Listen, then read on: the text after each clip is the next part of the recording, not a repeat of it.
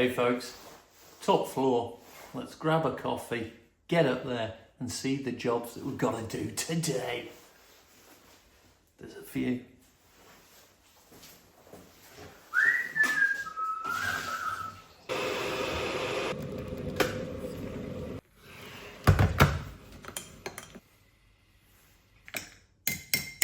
Yeah, so it's still really cold. It does make me laugh when on the news, you see this stuff on the news and you just, and they go, oh my goodness, it's cold, it's wet, it's snowy. And they go, it's winter and it's only just started. And you just think, calm down. It's winter. You get rubbish weather. What do you expect? But it seems like, I don't know what anyone else thinks, but at the moment, you can't turn on the media, the news, without there being a crisis. This is a crisis. Look at it. Never mind all the other nonsense that they talk about. Look at the state of it, hey? This is what we should be concerned about. Need a bit of a plan. First things first, I'm going to scribble on the wall kind of an idea of things that I need to do. Got my pencil. I'm going to go through a few things that I think I need to do. A lot of things I need to do.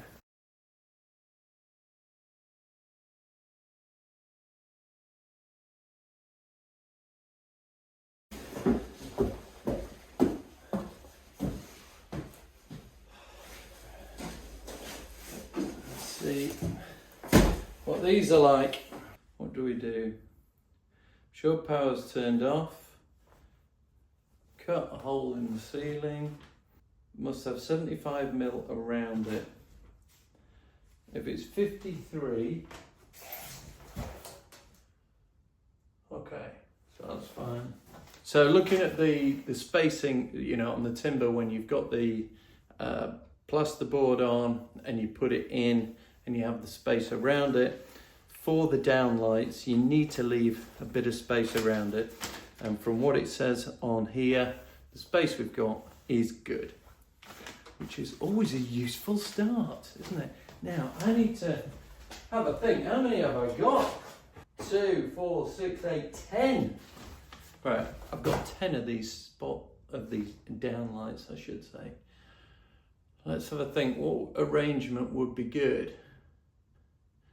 You'd probably... Would you want 3, 3, 3? And then one left over. What's the point of having one left over?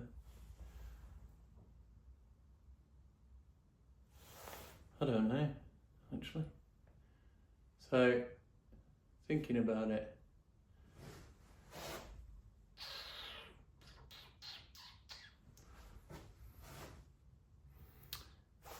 Time for a bit of a think. I haven't had one of those for a while, have I?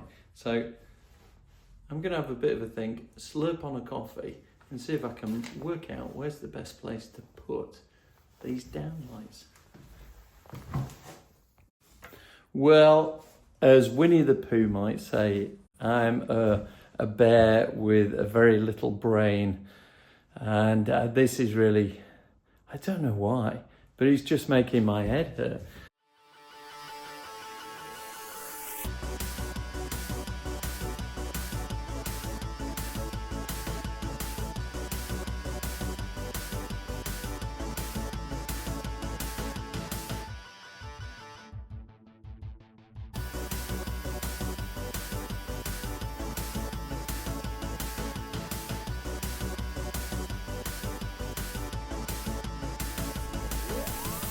I've got everywhere that I was trying to measure, so you'll see as I keep sort of jumping into it, and it's probably a good job that it's in fast motion, or else that swear jar would be just ridiculous. But every joist that I've done, given the width and where things are and the center point of the window and things like that, they seem to not be in the right spot. So I'm constantly sort of adjusting, trying to recalculate. And then the other complicating factor is I'm just going to split it down into 2 groups of downlights. So there'll be 2 dimmers for this. That's my current, like that word, my current way of thinking. Because I think that could be quite good then. Because you could just have half on. If Matthew's, he's going to have a desk at one end, so he could just put those lights on and leave the rest off, or he could put them all on and have some bright, some dim, and etc. Overkill, maybe, but it's quite good practice doing it.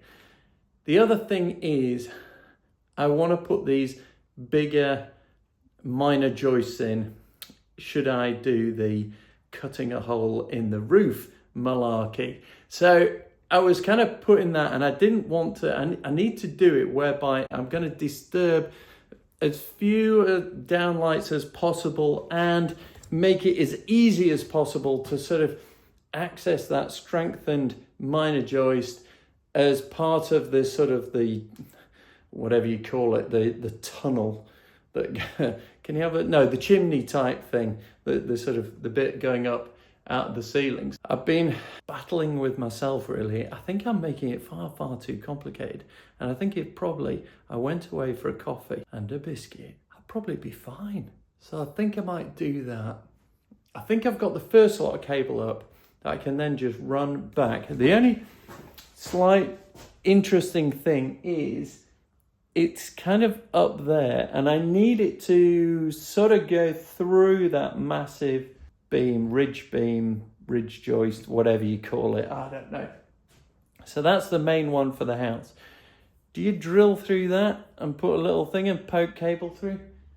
I'm thinking probably not. It's a tiny hole. No, I don't think I will.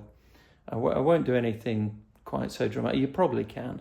There's probably tolerances, allowances, so long as you don't come out more than X% of the span and all the rest of it. But I'm not going to look it up. I'm just going to go around it. So what I'll do is I'll saw through half of it, make a big channel, and just hide it in. No, I'm not going to saw through anything or make a channel.